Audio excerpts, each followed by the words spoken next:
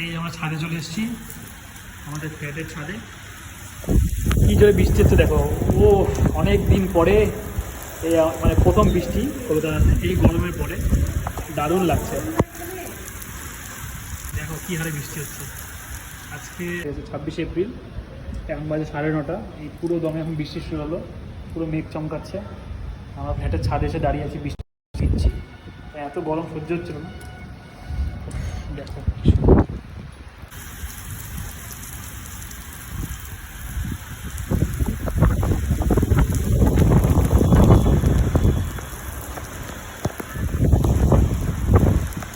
তবে কেমন লাগছে এত গরমের পরে? ছবিটা ছবি তুলবো নাকি? দেখো ভালোই আসছে বেশ।